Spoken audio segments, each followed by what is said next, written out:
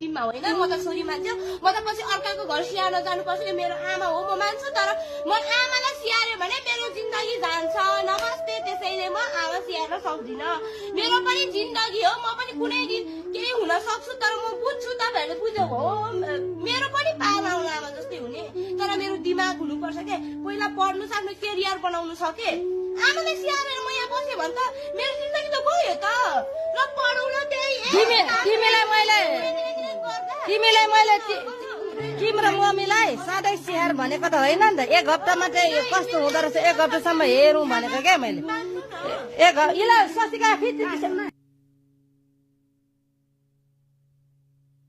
टिममा होइन म त छोरी मान्छे म त पछि अर्काको घर स्याहार्न जानुपर्छ कि मेरो आमा हो म मान्छु तर म आमालाई स्याहार्यो भने मेरो जिन्दगी जान्छ नमस्ते त्यसैले म आमा स्याहार्न सक्दिनँ मेरो पनि जिन्दगी हो म पनि कुनै दिन केही हुन सक्छु तर म बुझ्छु तपाईँहरूले बुझेको हो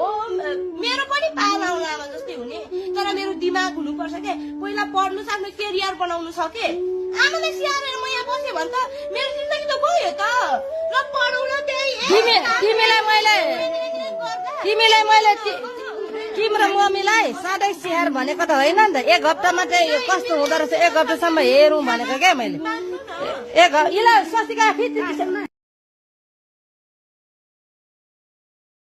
टिममा होइन म त छोरी मान्छे म त पछि अर्काको घर स्याहार्न जानुपर्छ कि मेरो आमा हो म मान्छु तर म आमालाई स्याहार्यो भने मेरो जिन्दगी जान्छ नमस्ते त्यसैले म आमा स्याहार्न सक्दिनँ मेरो पनि जिन्दगी हो म पनि कुनै दिन केही हुन सक्छु तर म बुझ्छु तपाईँहरूले बुझेको हो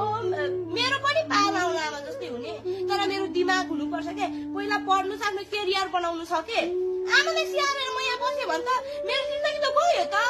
र पढाउन त्यही तिमीलाई मैले तिम्रो मम्मीलाई सधैँ स्याहार भनेको त होइन नि त एक हप्तामा चाहिँ कस्तो हुँदो रहेछ एक हप्तासम्म हेरौँ भनेको क्या मैले